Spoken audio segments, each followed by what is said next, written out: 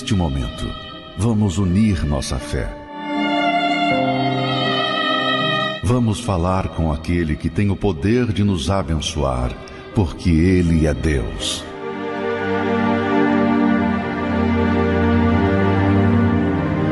É momento de oração. O Deus que deu a arca que salvou Noé é o Deus que salva hoje através da fé. Meu Deus e meu querido Pai, eu entro em Tua presença agora, meu Deus, pelo novo e vivo caminho que o Senhor Jesus abriu na cruz do Calvário. Faço isso, meu Pai, de todo o meu coração, juntamente com todos os meus irmãos que estão unidos comigo na mesma fé, na certeza de que neste momento os teus ouvidos estão inclinados a ouvir as nossas orações. Existem muitas pessoas comigo agora, Senhor, clamando também de vários lugares do Brasil e do mundo, espalhados por este Jaboatão. A Tua palavra diz, meu Pai, que o Senhor Jesus visitou muitas casas quando esteve aqui. Aliás, o primeiro milagre de Jesus foi feito em uma casa, numa festa de casamento. Então, meu Pai, eu quero te pedir que o Senhor visite agora a casa desses meus irmãos e dessas minhas irmãs, que neste momento se unem a mim e a Ti em oração. Entra nesta casa com libertação. Entra nesta casa, meu Deus, com cura. Entra nesta casa, meu Pai, com salvação. Hoje é manhã de crescimento. Hoje é manhã de conhecimento. Conhecimento que liberta, que nos aproxima mais do Senhor. Então, vem, Senhor, estar conosco, e aonde está chegando a minha voz, que chegue também o Teu poder, Espírito Santo, auxiliando os meus irmãos a entenderem com clareza a Tua lei e a Tua palavra. Que todos tenham hoje experiências fortes contigo. Eu te peço e já te agradeço, em nome do nosso Senhor e Salvador Jesus Cristo. Amém. Amém. Graças a Deus. Obrigado, Senhor. Muito obrigado. Queridos, bom dia. A graça do Senhor Jesus seja com a sua vida, com a sua casa, com a sua família. Que Deus abençoe a todos vocês que nesta manhã estão ligados comigo aqui no Facebook para esta aula. Deus vai falar com você. Hoje nós marcamos este encontro não só com você, mas com Deus também, para que Ele possa falar ao seu povo, não é? Por isso eu já vou lhe pedindo que você se desligue das coisas e dos afazeres neste momento, que o Espírito Santo, Ele quer te levar ao reino de Deus, mas para que isso aconteça, o grande milagre aconteça aí onde você está, na sua casa, na sua vida, na vida da sua família, é preciso que você se concentre em Deus. Dedique sua atenção a Jesus, ao Espírito Santo agora, porque de nada vai adiantar se você estiver comigo e estiver ligado em uma outra coisa, um Instagram, um Zap, um telefone, enfim. Desligue-se de tudo agora, tá bom? Este momento é um momento para Deus, é um momento para o Espírito Santo. Você tem que fazer, como eu digo sempre, da sua casa aí um altar de adoração. E se você se alimentar de tudo que vai ser dito aqui, nesta aula, pode ter certeza que ao terminar, você vai afirmar categoricamente: hoje eu tive um encontro com Deus. E isso é maravilhoso, tá? Que o Espírito de Deus ilumine sua mente, aonde quer que você esteja. Eu quero convidar você para a gente começar essa escola com um cântico. Nós já oramos e agora nós vamos louvar a Deus. É um hino lindo, mas é tão lindo que você vai se emocionar. É um hino que vai tocar o seu coração, porque ele toca também o meu. Eu tenho certeza que vai tocar o seu coração. Preste atenção, cante comigo esta canção. Não consigo ir além do teu olhar, tudo que eu sinto é imaginar a beleza que existe dentro de você. Eu consigo só admirar, mas te olhando eu posso a Deus adorar. Sua alma é um bem que nunca envelhecerá. O pecado não consegue esconder a marca de Jesus que existe em você. O que você fez ou deixou de fazer não mudou o início, Deus escolheu você. Sua raridade não está naquilo que você possui, porque sabe fazer. Isso é mistério de Deus com você. Glória a Deus, cante. Você é o espelho E recebe a imagem do Senhor. Chore se o mundo ainda não notou. já é o bastante Deus reconhecer o seu valor. Você é Vou pegar uma aguinha. mais raro que Que o ouro puro de Ofir. se você desistiu, Deus não vai desistir. Ele está aqui pra te levantar. Se o mundo te fizer cair. Obrigado, Senhor. Que o Espírito de Deus ilumine a sua mente, aonde quer que você esteja. Escute com atenção tudo que vai ser dito aqui hoje. Amém? Se você puder, anote. Pegue uma caneta, um papel, anote. Porque, como eu digo sempre, o que vai ser dito aqui vai lhe servir para o resto da vida. Tá certo? Estamos iniciando a escola bíblica e você já sabe, nós estamos numa série especial chamada Os 10 Mandamentos. A cada semana um mandamento. Nós estudamos ele à luz das Escrituras, com pesquisa no Antigo Testamento e na língua original e com aplicação para a vida moderna, para os nossos dias, não é?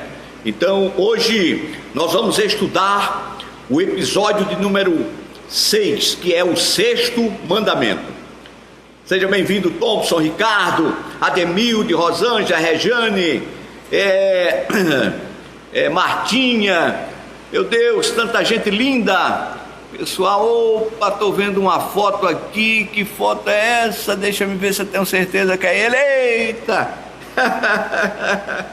É o segundo, meu irmãozinho segundo, lá em Rondônia, filho do meu querido e saudoso Osmar. Ah, que saudade. Seja bem-vindo, meu amado, te amo no Senhor. Rita Alves, minha vizinha. Eita, quanta gente linda. A foto fica pequenininha aqui, irmãos, eu não consigo enxergar direitinho, mas está tudo bem. Sejam todos bem-vindos. Ivanice, lá de Minas Gerais, glória a Deus.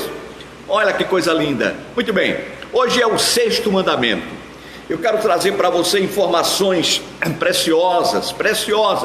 Prepare aí o seu coração, aguce seus ouvidos, porque hoje tem coisa. Leandro, Rio de Janeiro, glória a Deus. Pai, meu amado, quero lembrá-lo de que nós estamos nas principais redes sociais. Estamos no Facebook, estamos no YouTube, no Instagram, WhatsApp.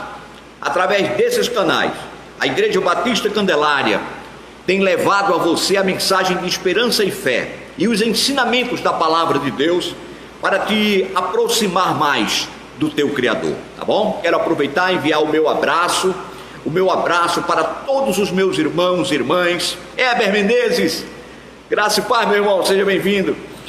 Quero aproveitar e enviar o meu abraço para todos os meus irmãos que estão em Portugal, que estão lá na Suíça, no Japão, nos Estados Unidos. Heber de Fortaleza, não sei, Heber. Dos Estados Unidos e também em outras capitais aqui do Brasil, não é? Que nos acompanham todo domingo e tem sido domingos abençoados, manhãs de crescimento espiritual. para todos os meus irmãos e amigos de outras denominações que também nos acompanham, aprendendo aqui a palavra de Deus, são todos abençoados. A Deus toda a honra e toda a glória, meus irmãos. E a vocês que têm enviado palavras de encorajamento, incentivo, receba também aí o meu abraço e a bênção de Deus para a sua vida, tá bom? Muito bem, vamos iniciar nossa aula. Hoje o tema é o 6º mandamento. Prepara aí o seu coração, prepare sua Bíblia, bota aí a Bíblia diante do computador, da televisão, do celular, porque nós vamos ler a física ou a eletrônica. A partir desse momento, muitas coisas vão tentar te distrair. Vão tentar distrair você para que você não busque a presença de Jesus e nem aprenda a palavra de Deus. Mas você vai resistir a tudo isso, tá bom? Abra sua Bíblia no livro de Êxodo, capítulo 20. Êxodo, capítulo 20 e o versículo 13. Êxodo, capítulo 20 e o versículo 13. Talvez você pense aí rapidamente: não há muito o que tirar daqui desse texto, desse mandamento, dessa frase, né? É apenas a expressão não matarás. Alguém pode até dizer: professor Isaías, não precisa se estender muito, porque todos nós que lhe acompanhamos entendemos perfeitamente o que este mandamento quer dizer, né? E portanto até os que não conhecem a Bíblia sabem que não devem matar, não é isso? Irmão, mas a lei do Senhor é bem mais profunda. Você vai se surpreender com o texto da palavra de Deus. É muito mais profundo do que simplesmente não matarás. Vamos lá? Muito bem. Mas o que na verdade compreende este mandamento? O que compreenderia este mandamento? Não matarás. O que, segundo o original, ou o texto original, a língua hebraica, este versículo realmente significa? Você sabe que algumas expressões de tradução para o português, às vezes nós temos uma certa dificuldade de entender a profundidade da mensagem, exatamente porque na tradução, não é? O copista que traduziu, o intérprete que fez a tradução, não conseguiu captar no original a palavra. E o que é que acontece? Nós lemos, mas precisamos investigar, não é? O que de fato lá no original esta palavra quis dizer. Porque você sabe que a palavra, que a linguagem, o vocábulo hebraico, ele é muito amplo, muito vasto. Ele tem imensas, vamos dizer assim, traduções que você precisa compreender um pouco, ou ouvir de quem compreende um pouco, para entender exatamente o que o profeta, ou o que o apóstolo, ou o que o servo de Deus ali que escreveu, ele de fato queria dizer, não é? Precisamos entender muitas vezes um pouco até o contexto em que foi escrito, a época, os costumes, para que a gente tenha um entendimento completo do texto da palavra de Deus. Então preste bem atenção, porque nessa expressão não matarás, eu vou investigar com você aqui, vou trazer para você uma investigação desta palavra, dessa expressão no original, e também a tradução com a aplicação para a sua vida e para a minha vida aqui no século 21, tá bom? Então vamos adiante. A expressão não matarás, será que, por exemplo, os policiais, não é?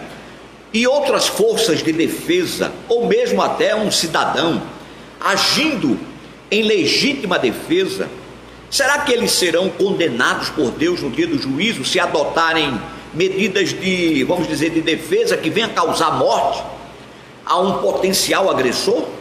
Não é? São questões que nós precisamos analisar à luz desse mandamento, não é? Preciso lhe explicar também, irmãos, algo de vital importância para que você possa compreender com clareza. Preste bem atenção. Olha, se a gente olhar para a Bíblia no Antigo Testamento, nós vamos ver em Israel, boa parte do tempo da tribo de Israel, das tribos de Israel, eles viviam em guerra. E claro, nessa guerra, muita gente morrendo, muita gente eram mortas, né? E aí, pode surgir a pergunta: como é que Deus dá o mandamento de não matarás e autoriza o seu povo a entrar numa guerra que vai matar pessoas? Talvez alguém tenha se questionado sobre isso. Quem sabe você mesmo, cristão, ou muitas vezes, ou na maioria das vezes, aqueles que não conhecem a palavra de Deus, é que se questiona, como é que um povo que serve a Deus, que adora a Deus, que é amor, que é o originador da vida, e que diz não matarás, mata em uma guerra. Então vamos lá. Bom, algumas interpretações precisamos conhecer. E nessas interpretações precisamos conhecer um pouco o original, para poder explicar a você, né? Para que você receba o conhecimento da parte de Deus. E é exatamente isso que eu vou fazer para você hoje, tá certo? Então, se você tiver papel e caneta, anote. Por quê? Porque algumas coisas você vai aprender e esquece se não tiver anotado, se você não relembrar, rememorar, não for buscar a confirmação na Bíblia, e aí você acaba esquecendo. E se alguém um dia lá na frente lhe perguntar sobre isso, você sabe que tem uma explicação, mas não sabe dar, ou não lembra qual é. Ao passo que, se você escrever, se você anotar, você lá na frente, você ainda vai conseguir lembrar. Não matarás. Não matarás, este é o 6º mandamento da lei de Deus. Irmãos, existem dois verbos em hebraico que passam o sentido de tirar a vida, né? O primeiro verbo do hebraico, ele se pronuncia larahog, que significa de fato matar. Porém, matar de uma forma genérica. O segundo verbo é o termo que se lê lirtossoar,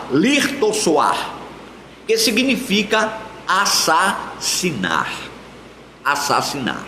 Irmão Isaías, não é a mesma coisa, não? Matar e assassinar? Não, não é a mesma coisa. E é sobre isso que você vai poder entender porque o Senhor falou, não matarás. Há uma grande diferença entre esses dois verbos. Presta atenção. Pois quando um criminoso, ele é sentenciado à morte por um crime hediondo que ele cometeu, né? Ele era lá condenado. Ele era condenado com o verbo que não indica assassinato, mas era o cumprimento de uma decisão judicial, ou seja, a Corte Suprema de Israel, chamada de Beit Din. Então eles, segundo a própria lei, este homem que cometeu este assassinato, ele era um crime hediondo, ele era condenado à morte. E o verbo usado no mandamento de Êxodo 20 e versículo 13 que a gente leu agora, não é o não matarás no original. É exatamente por isso que a gente não compreende muito bem. Se a gente entender a diferença entre matar e assassinar, aí a gente vai compreender agora o texto. O texto diz o seguinte: no original, a tradução ou o verbo que se usa ali é lotirsar, que significa não assassinar. Não assassinar. Não matarás significa não assassinarás. Não assassinarás. O verbo que foi colocado nesta lei, neste mandamento, não é o verbo que nós lemos lá no início, larahog, que significa matar, mas o verbo que está escrito que está sendo usado neste mandamento é litsopash, ou seja, assassinar. Então o mandamento, quando você lê o mandamento em português, não matarás, no original está não assassinarás. Agora entenda, agora eu vou explicar para você o desenrolar e a explicação dessa diferença, para que você compreenda bem. Este mandamento, ele foi estabelecido por Deus, falava sobre tirar uma vida de maneira intencional. Este mandamento é um mandamento de preservação à vida humana. Este mandamento que foi estabelecido por Deus, ele falava sobre o tirar a vida de maneira intencional, sem sentido e com desprezo por ela. Era uma lei que não era aplicada ao homicídio. Entendeu? Esta lei de não matarás, que no original é não assassinarás, ela não era aplicada ao homicídio acidental e nem era aplicada à guerra. Olha aí a diferença. Era um mandamento que tinha a ver, presta atenção, era um mandamento que tinha a ver com alguém que tinha o objetivo, a intenção, o desejo de matar outra pessoa, e que iria fazer, ou que o faria intencionalmente, com proveito ou sem proveito. Quando eu digo isso, com proveito seria matar essa pessoa para tirar proveito dela, da situação dela, da ausência dela, da falta dela, seja benefício econômico, financeiro, enfim, de qualquer outro tipo de benefício, não é? Com proveito ou sem proveito. Agora, às vezes simplesmente a pessoa matava o outro porque tinha poder de fazer, não é? Ou seja, tinha mais autoridade, matava a pessoa. Então esta morte, este não matarás aí, se aplica a ele, ou seja, é não assassinarás. Na realidade não foi uma morte acidental, não foi um acidente de percurso, não foi um homicídio acidental, não, foi uma morte intencional, foi uma morte planejada, foi uma morte desejada, arquitetada, não é? Com base num sentimento, num desejo, enfim.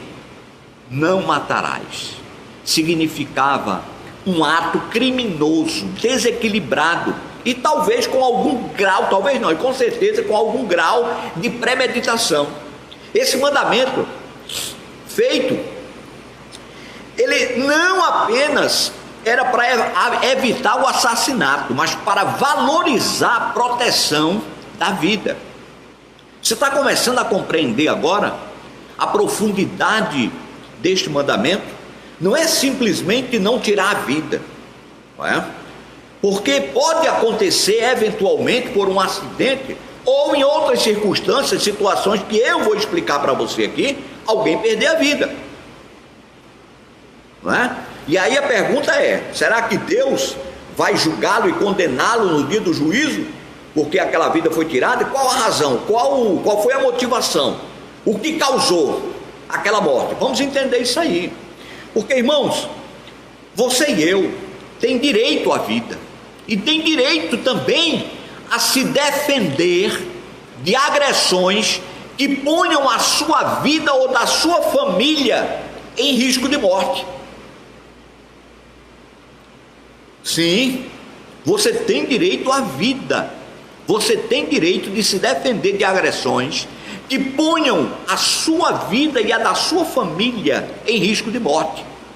O verdadeiro objetivo do sexto mandamento é proibir, veja bem, que um irmão, um cidadão, uma pessoa, ele fique nutrindo no seu coração ódio e que venha dar vazão a esse ódio ao ponto de cometer assassinato. Entendeu?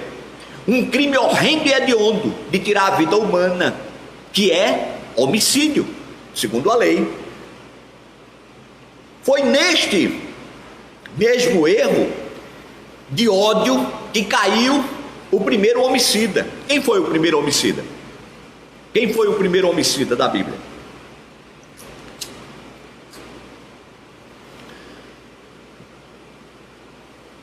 Osmar está mandando, Osmar está mandando um abraço para todos. Eu recebo, meu irmão, o teu abraço.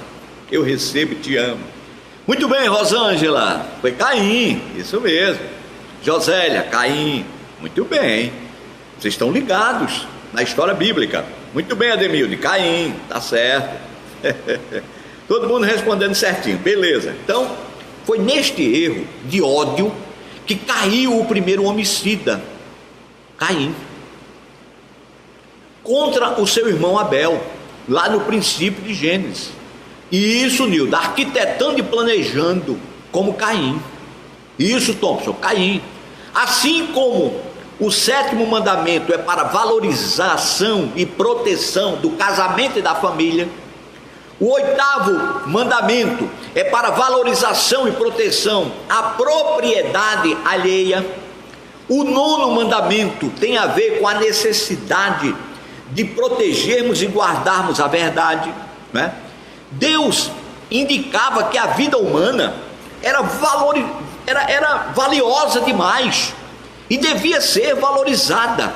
Isso, Tati, Caim, pois é. E havia razões fortes para isso. Primeiro, a vida é um dom de Deus. Como podemos tirar algo que não somos capazes de produzir? Não é?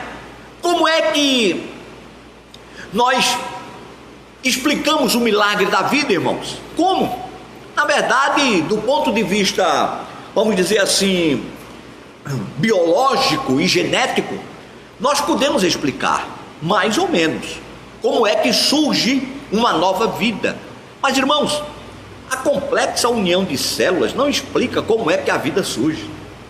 Porque, na verdade, muito além de sermos um conjunto de células que anda por aí, aqui falando com você e tal, de um lado para o outro, somos muito mais do que isso, somos pessoas. E não é a união de células masculinas e femininas que produz uma nova vida. Isto é um milagre, a vida é um milagre, é um milagre incompreensível pela mente humana. Então a vida é originada em Deus, Deus é a vida é dele, né? Não sabemos explicar, não é, irmão? O homem deve reconhecer que, apesar de toda a sua capacidade científica, né, algo acontece e nós nem sabemos quando. No processo de uma nova criança, por exemplo, né, em que aquele feto passa a ser uma pessoa, quando nós vamos saber que ele passou a ser uma pessoa, né? Isso vai muito além da biologia e da genética, é um milagre além da nossa compreensão. E por isso tem que ser respeitado e valorizado. Mas é importante, irmãos, porque o homem foi criado à imagem e semelhança de Deus. Quando matamos ou tiramos a vida, não é? É uma ofensa direta e profunda ao Criador, aquele que criou, aquele que fez o homem. Ele se sente atacado porque o homem foi criado e a mulher foi criada como o auge da criação. E eliminar uma vida, eliminar uma pessoa, significa eliminar aquilo que foi criado para o louvor da glória de Deus, né? A valorização da vida tinha a ver com o potencial da pessoa, mesmo que esse alguém nunca conseguisse se desenvolver, né? Fosse uma pessoa com problemas, fosse uma pessoa que não desenvolvesse na vida, enfim, não importa, né? Quando se assassina, então rouba-se não somente a vida que está em aquela vida, mas todo o bem que essa pessoa eventualmente poderia vir a fazer a outros no futuro. Entendeu? Esse entendimento, ele estava ligado à lei direta de amar ao próximo. Lá em Levítico, dentro do contexto da lei, foi dito o seguinte: não te vingarás, nem guardarás ira contra os filhos do teu povo, mas amarás o teu próximo como a ti mesmo. Eu sou o Senhor, né? Evidentemente que amar ao próximo, irmãos, impedia naturalmente qualquer ato que fosse ofensivo ou que viesse a pôr em risco a vida da outra pessoa. O apóstolo Paulo, lá em Romanos, por exemplo, ele resumiu Toda a lei, o apóstolo Paulo, lá em Romanos, resumiu toda a lei dizendo o seguinte: de fato, não adulterarás, não matarás, não furtarás, não darás falso testemunho, não cobiçarás. E se algum outro mandamento, se existe algo, e se há algum outro mandamento, tudo nesta palavra se resume: amarás ao teu próximo como a ti mesmo. Então, meus irmãos, para entendermos a verdade desta lei e o coração dela, nós precisamos consultar aquele que desde o princípio, antes de existir todas as coisas, ele já existia. Aliás, tudo que foi feito por ele, por intermédio dele e para ele. E diz a palavra de Deus que sem ele, nada do que foi feito se fez. Jesus. Então precisamos consultar Jesus também, não é? Porque foi Jesus que tomou a lei e explicou àqueles que achavam que iam cumprir o que ela verdadeiramente significava, que eram os fariseus. Os fariseus achavam que pelo fato de nunca terem matado mesmo, né? Matado alguém ou ninguém, eles estavam tranquilos, né? Portanto, em relação a esse mandamento, eles poderiam dizer que não precisava nem ouvir Jesus, nem ouvir nada a respeito dessa lei. Por quê? Porque ele nunca matou ninguém. Você vai dizer para mim também: irmão Isaías, eu nunca matei ninguém. Graças a Deus, levante as mãos para o céu, você nunca tirou uma vida. Agora, será que você nunca tirou mesmo? Epa, irmão Isaías, eu nunca matei ninguém, ninguém nunca se enterrou por minha causa. Eu vou avançar um pouquinho mais na interpretação dessa lei para a sua vida e talvez você se decepcione. Presta atenção, fica aí comigo, não sai daí não, que eu vou te mostrar dentro das escrituras, dentro da palavra de Deus, coisas mais profundas do que simplesmente o ato de tirar a vida, de matar. Mas Jesus disse assim, olha o que Jesus disse: ouvistes o que foi dito aos antigos. Você sabe por que Jesus, quando falava com a multidão, ele dizia: ouviste o que foi dito?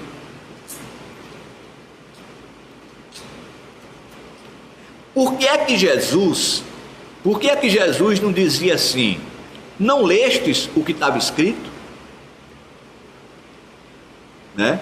Não conheces a lei? Por que é que Jesus dizia assim: ouviste o que foi dito? Sabe por quê, irmão? Tem um pormenor aí, eu vou lhe explicar rapidamente. Quando Jesus dizia: ouviste o que foi dito, ele falando para as multidões,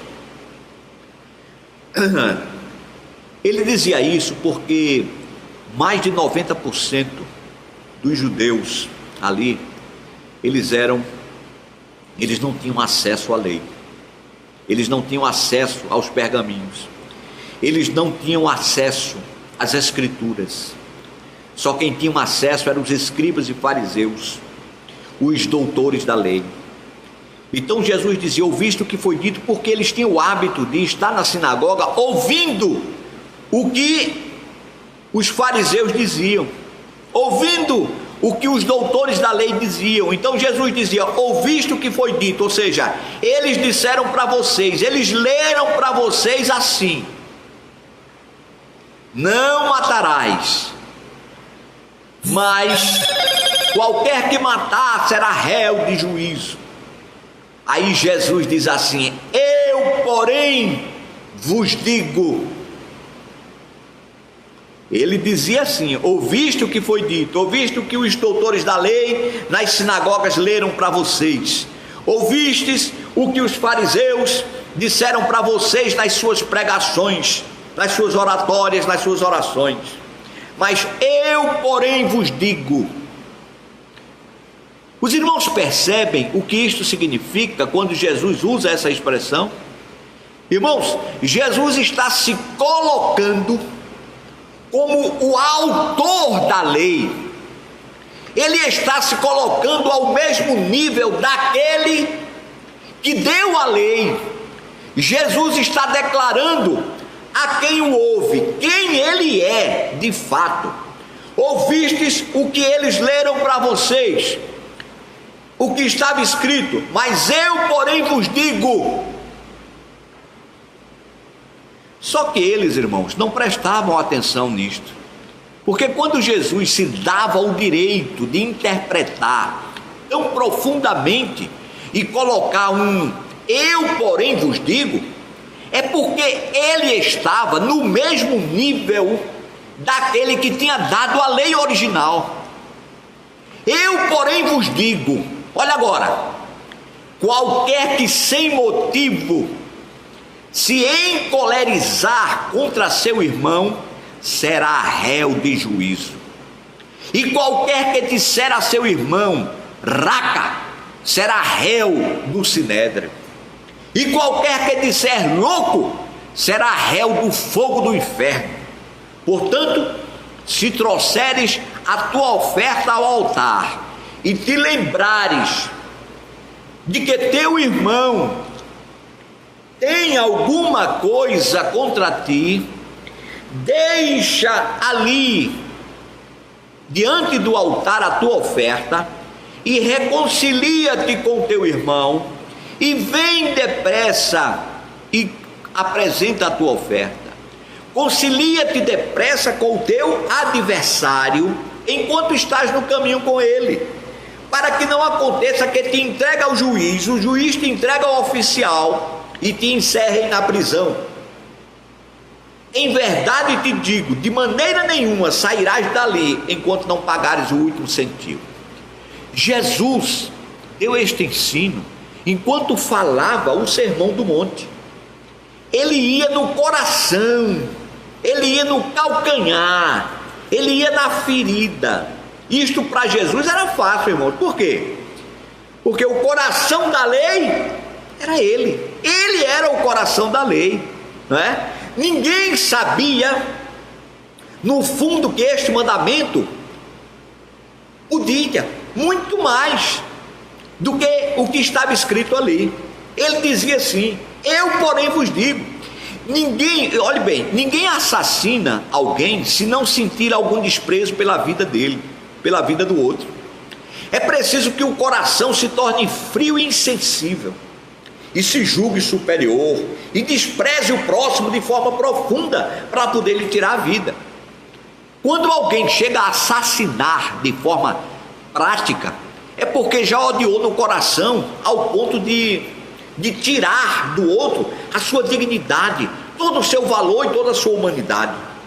Aquela pessoa para nada serve, vou assassinar, vou matar, vou tirar a vida. Quer dizer, quando uma pessoa decide isso, ele ignora todos os preceitos de Deus, né? Antes de matar na prática, a pessoa já matou no coração.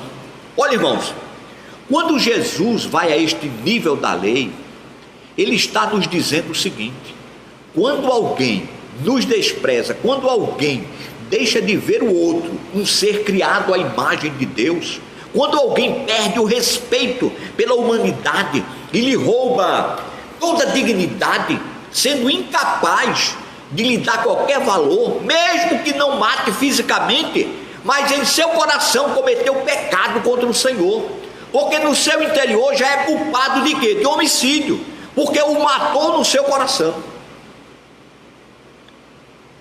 E isto, irmãos, torna esta lei um pouco mais complicada. Não é somente não matar, não tirar a vida. Isto nos leva a pensar quantas vezes temos sido culpados disto, né? Quantas vezes, por puro capricho, nós já desejamos que alguém deixasse de existir. Eu não sei, talvez você se lembre em algum momento, não é? Que tenha desejado a morte de alguém, era bom que morresse. Opa! Não matou, né? Fisicamente, mas no seu coração, na sua mente, você já é culpado de homicídio. Você entende isso, irmãos? Você entende a profundidade da lei, o espírito da lei, o coração da lei? Jesus explicou isso para a gente. Os fariseus achavam que porque nunca tinham tirado a vida de alguém, nunca tinham assassinado, nunca tinham matado ninguém, eles estavam livres da punição da justiça de Deus com relação a essa lei. Mas não, Jesus disse: não, não é isso não. Não pensem que é simplesmente não tirar a vida do outro, e não. Você muitas vezes tira a vida do outro do seu coração, e é para ele que eu estou olhando, é para ele que Deus está olhando. É para a sua mente, é para a sua intenção, é para o seu desejo, é para o seu sonho, é para o seu pensamento, a sua intenção maligna e carnal. Aquele que se indignar e irar-se sem motivo contra seu irmão é réu, é digno já de julgamento. Você está entendendo, irmão? É muito mais profundo. Então, isto nos leva a pensar quantas vezes nós já fizemos, quantas vezes por puro capricho a gente já tentou matar alguém, não é? Neste caso, irmãos, temos que pedir perdão a Deus e clamar por sua misericórdia. Meu Deus, de fato eu já desejei que fulana morresse. Quantas vezes eu desejei, era melhor que tivesse desaparecido, melhor que a mãe tivesse matado, tivesse morrido lá, que tivesse já terminado. Irmãos,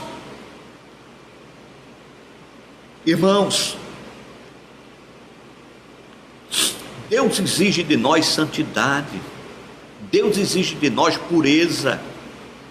João, quando foi discípulo amado, ele compreendeu isto, quando ele interpretou a lei, disse assim: ó, qualquer que odeia seu irmão é homicida.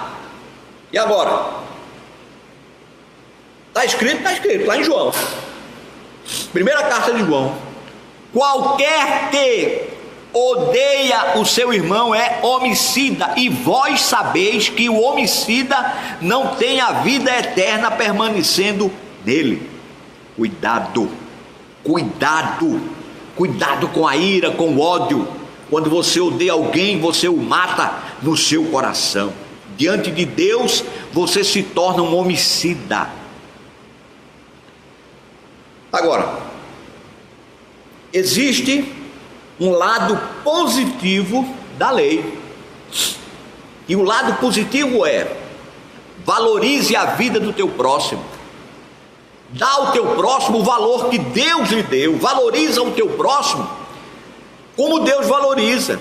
Valorizar o próximo é conseguir olhar à nossa volta e perceber que aquelas pessoas que estão ali são pessoas que Deus ama, e que por elas o seu filho deu a vida e morreu, assim como fez por você e por mim.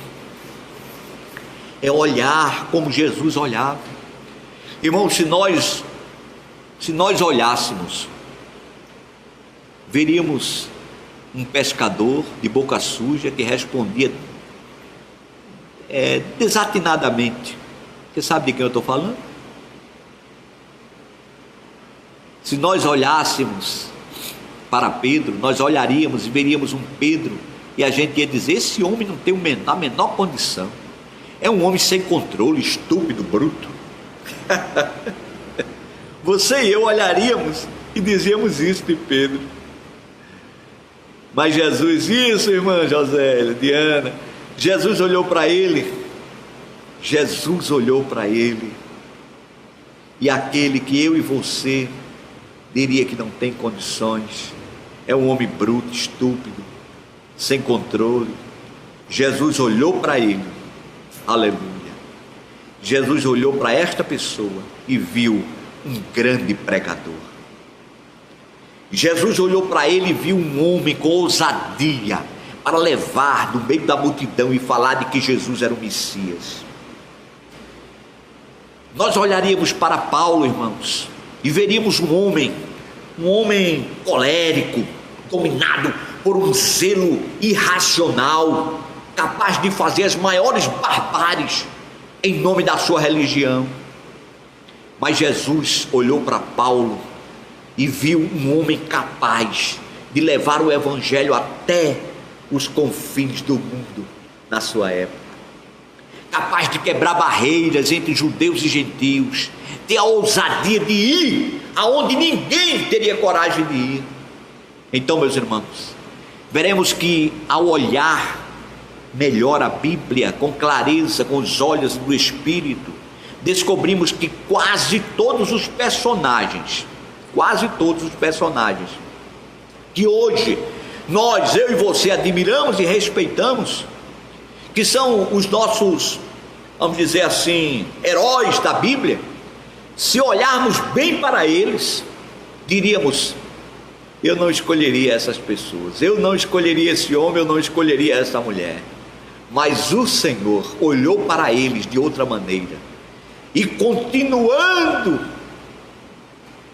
a olhar para eles, o Senhor os escolheu e os transformou. Olha, irmãos, Jesus, ele continuou falando: ouviste o que foi dito, eu porém vos digo, lá no Sermão do Monte.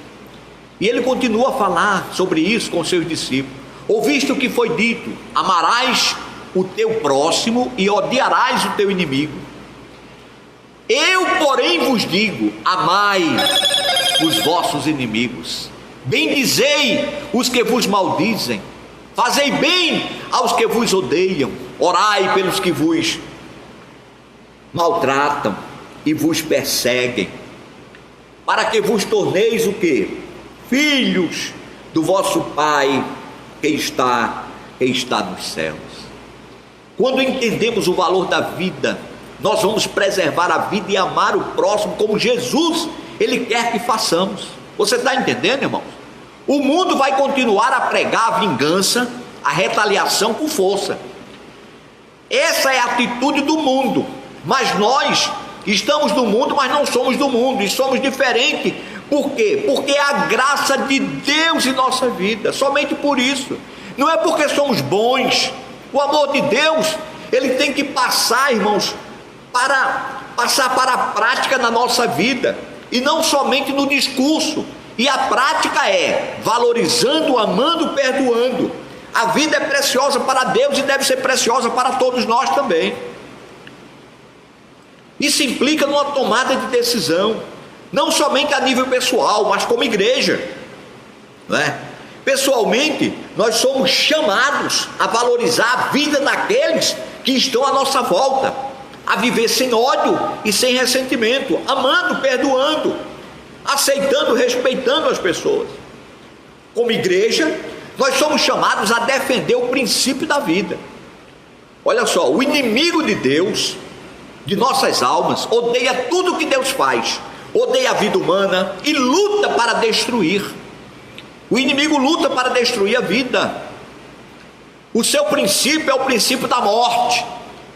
O que deseja é que o homem despreze e desvalorize tudo aquilo que Deus criou, principalmente aquilo que foi criado à sua imagem e à sua semelhança.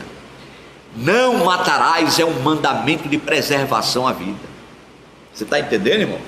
De preservação à vida. Agora, eu quero trazer para você aqui agora, próximo já ao fechamento desta aula, algumas recomendações e orientações para você, para que você entenda plenamente e não tenha mais nenhuma dúvida com relação a não matarás. Não matarás significa não assassinarás. Por quê, irmãos? É isso? Porque numa guerra se mata. Um policial, em defesa da vida e da sociedade, ele muitas vezes é obrigado a matar. Em defesa própria, em defesa da sua vida e da sua família, você pode chegar até a matar alguém. Todas essas circunstâncias não está incluso no mandamento: não assassinarás. Você não assassinou. Alguém teve que morrer para a preservação da vida. Você está entendendo? Ou seja, a morte de alguém foi necessário para que a vida de outrem, dos inocentes, continuasse. Você, em defesa própria, sua família, o país numa guerra, o policial em defesa da sociedade, para deter o bandido, o assassino, o sequestrador, o estuprador, entendeu? Ou seja, para deter essas mazelas, o policial vai ter que usar, a polícia vai ter que usar a força, e muitas vezes a força representa a cessação da vida do bandido. E ele vai ser julgado por isso? Por Deus? Não. Por quê? Porque ele estava usando o rigor da lei para defender a vida. Você está entendendo, irmãos? É dessa forma que funciona a lei de Deus. É não assassinarás, é o matar com intenção, premeditado, por ódio no coração.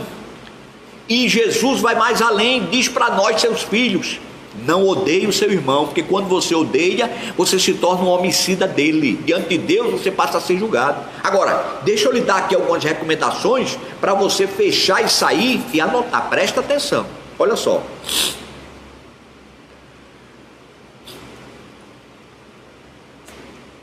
Não matarás. Não matarás. Como eu já disse, no hebraico, é a morte ilícita, que é o assassinato. É diferente da morte justificada. Irmãos, aí existe morte justificada, acabei de explicar para você. Ok? Acabei de dar uma explicação para você sobre a morte justificada, que é aquela morte em defesa da vida, que é necessário para que você detenha o perverso, detenha o assassino, detenha o estuprador, detenha o homicida, detenha o ladrão, detenha o bandido, detenha aquele que despreza a vida, que não dá nenhum valor à vida, aquele que rouba, que mata, aquele que tira a vida para tomar o bem do outro. Muitas vezes é necessário que essa vida seja cessada para que outros para que outros inocentes não morram. Você está entendendo, irmão, o que eu estou falando? Isso não é assassinato, é uma morte ilícita. Por quê? Porque é a lei, é a própria lei que diz, é a própria lei que diz que essa morte é uma morte justificada. No Brasil se mata, de forma ilícita e literalmente, mais do que até em outros países, mas é assim mesmo. Agora vamos lá, a gente tem o que fazer. Agora veja bem, autodefesa. Quando necessária, tirar a vida de quem está prestes a cometer um assassinato não é uma quebra do mandamento. Pelo contrário, é uma morte justificada e impede que uma morte ilícita seja cometida. Pode ser em defesa pessoal, defesa da família, de um país em guerra, e pela polícia, quando não há outro meio, naturalmente. Então é necessário que aquela vida seja cessada. Para quê? Para que ele não cometa uma morte ilícita, para que ele não cometa um assassinato. Então, muitas vezes, aquela pessoa, ela vai ter que morrer, ela vai morrer, mas vai morrer, e essa morte é uma morte, não é uma morte que temos prazer nela, mas é uma morte justificada, uma morte ilícita pela lei. Por quê? Porque foi para deter um assassinato, para deter uma morte ilícita, para deter a morte de um inocente, entendeu? Aí a polícia vai lá e resolve. Aborto, eita, coisa complicada, aborto. Irmãos, as campanhas crescem a cada dia por questões meramente ideológicas, contrariando a ciência e a razão. Eu não vou entrar nesse mérito, mas vou rapidamente dizer para você o seguinte: que estatísticas comprovadamente fraudulentas tentam convencer a população sobre abortos clandestinos, exceto quando a vida da progenitora está em risco, que é o princípio da preservação da vida. Todo tipo de aborto é assassinato, desde a concepção. Por todos os critérios da moderna biologia molecular, a vida está presente a partir do momento da concepção. A Bíblia afirma que Deus identifica o ser humano desde a concepção. Ele diz assim: conceberás e darás à luz. Salmo 139, e o versículo 16 diz o seguinte: os teus olhos me viram ainda em substância informe,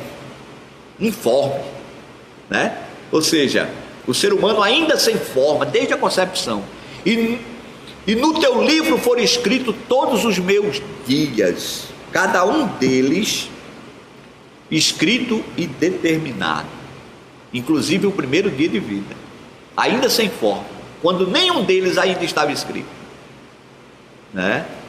Então, a não ser para a preservação da vida, ou seja, o princípio de preservação da vida da mãe, então, o aborto, se não for nessas condições, ele é um assassinato. Suicídio e eutanásia, você já ouviu falar, não é? A eutanásia e o suicídio. O suicídio cresce cada dia, cada ano em nosso país, motivado por diversas razões. Depressão, que é uma doença e precisa ser de tratamento. Agora, tirar a própria vida ou dar assistência para tirar a vida do outro, que é chamado de eutanásia, é assassinato e quebra desse mandamento. A medicina está aí avançada, existem outros meios de amenizar ou até mesmo de eliminar o sofrimento do paciente, né? Então, existe a morte ou a quebra desse mandamento indiretamente também. Irmãos, todo tipo, esse aqui é pesado porque vai falar dos dias de hoje. Esse aqui é pesado, você vai se lembrar do que está acontecendo, principalmente agora nessa pandemia. Preste atenção. É a culpa indireta pela morte, pelo assassinato. Olha só, todo tipo de opressão, injustiça social, leis injustas, autoridades civis corruptas, a retirada dos meios lícitos ou necessários para a preservação da vida e etc., se constitui na quebra indireta deste mandamento. Ou seja, a pessoa não está assassinando nem matando diretamente, mas indiretamente muita gente vai morrer em decorrência dessa corrupção, dessa situação. No Brasil nós vemos a corrupção matar literalmente, ainda que indiretamente, né? Milhares de pessoas todos os dias, pela falta de recursos na saúde, na segurança, leis que oprimem as pessoas, injustiça social, tudo isso diante de Deus.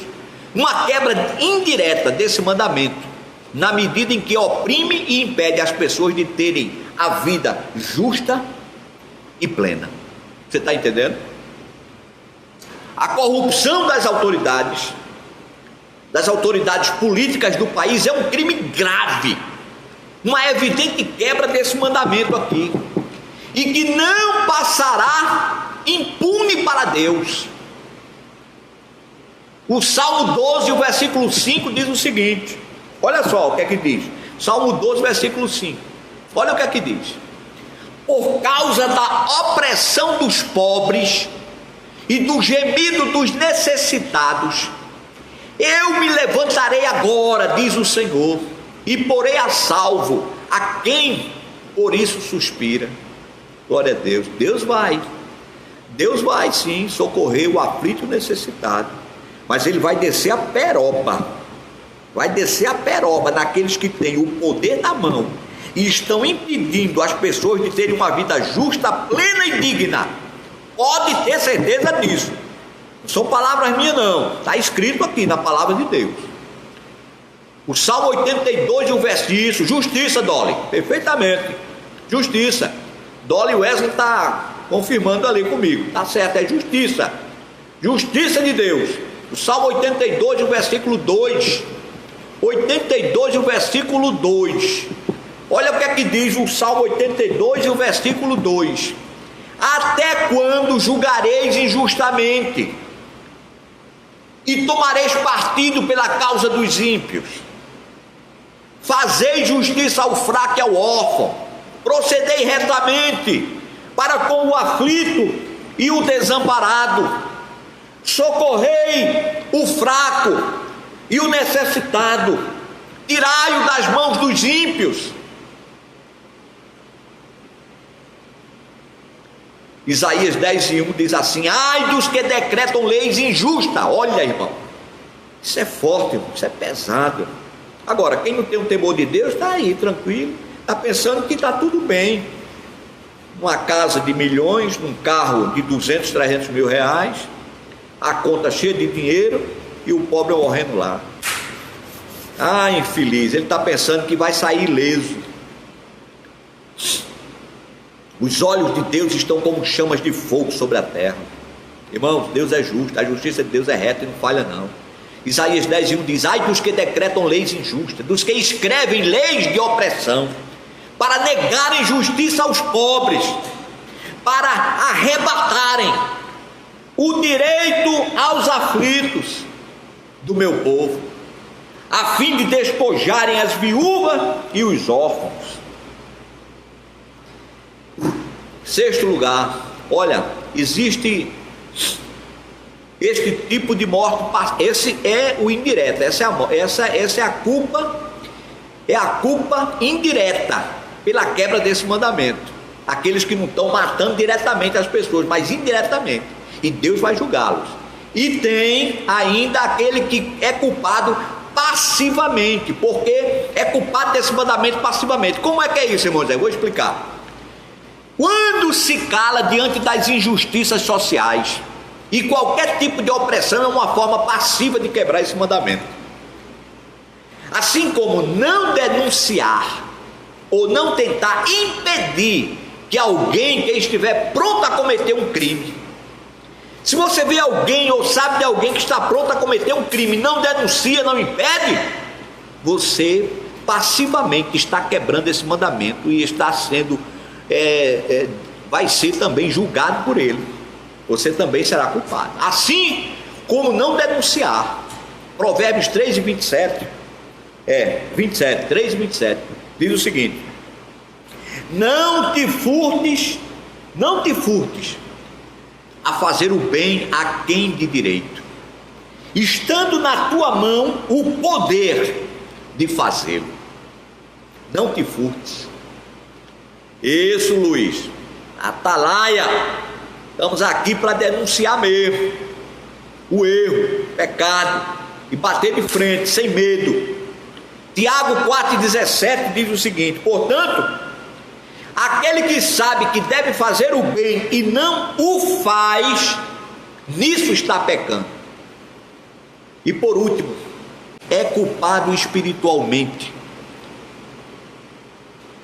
na quebra desse mandamento, se em nosso coração alimentarmos o ódio, desejamos o mal ao próximo, ou mesmo matamos a reputação do outro com difamação ou coisa parecida. Quebramos este mandamento, viu? Quando você difama, quando você mata, como disse Tati logo no início, mata os sonhos daquela pessoa, isso é com palavras, com atitude, sabe? Quando você impede essa pessoa de ser feliz, de ter seu sonho realizado, quando você deseja mal a essa pessoa, quando você odeia essa pessoa, eu odeio essa pessoa, eu chega a me tremo quando eu vejo essa pessoa. Você está matando essa pessoa, você é considerado pecador, você é homicida. Deus vai te julgar por isso. Tira isso do teu coração. Eu não consigo tirar. Não consegue? Você não consegue, mas Deus consegue. Você tem que ir a Ele. Ah, mas eu não vou não, eu quero é sangue, então continue e depois receba aí. Quando a peroba descer, não ache ruim. Irmãos, nós temos que nos livrar de tudo que é mal do nosso coração, tudo que aquilo que inflama, sabe? Olha, 1 Samuel capítulo 16 versículo 7: o Senhor não vê como vê o homem vê o exterior, porém o Senhor o coração. Ainda em 1 João capítulo 3 versículo 15: todo aquele que odeia o seu irmão é assassino. Se você odeia seu irmão, você é assassino. Ora, vós sabeis que todo assassino não tem a vida eterna em si. Ainda em Tiago, irmão de Jesus, capítulo 3 versículos 8 e 9, diz assim: mas nenhum homem pode domar a língua, é um mal que não se pode refrear, está cheia de peçonha mortal. Com ela bendizemos a Deus e Pai, e com ela amaldiçoamos homens, feitos à semelhança de Deus. Ainda em Mateus capítulo 12 versículo 36, diz o seguinte: digo-vos que de toda palavra frívola que proferirem os homens, dela darão conta no dia do juízo. E aí, meus irmãos, não matarás, não assassinarás. Não matarás, não assassinarás. Ou seja, matar com premeditação, com desprezo à vida, com nenhum valor dado à vida do outro. Mas vai mais além. Se você não matar, mas no seu coração você odiar ou desejar, você é homicida. Você matou diante de Deus e precisa de perdão. Precisamos, irmãos, nos arrepender. Os mandamentos do Senhor têm que ser cumpridos na sua íntegra. Não matarás é uma lei de preservação à vida humana, a vida que foi dada por Deus àqueles que foram criados à sua imagem e à sua semelhança. Que Deus te abençoe, que Deus te guarde, que Deus te proteja, que o Senhor sobre ti levante o seu rosto e te dê a paz. Se você gostou dessa aula, se você aprendeu, se você recebeu de Deus, deixa aí o seu coração, manda o seu like, manda uma mensagem, diz aí que você gostou, aprendeu, que Deus falou ao seu coração, que você entendeu. E se tiver dúvida, ligue para mim, manda uma mensagem para mim que eu tiro sua dúvida. Moisés, eu estou em dúvida com aquilo, manda para mim a dúvida que eu tiro. E não tem problema nenhum, tá certo? O Senhor te abençoe e te guarde uma semana abençoada. À noite estaremos juntos aqui, em nome de Jesus, querendo Deus, na próxima semana, 7º mandamento. Prepare aí o seu coração, vem coisa boa. Um grande abraço, meus irmãos.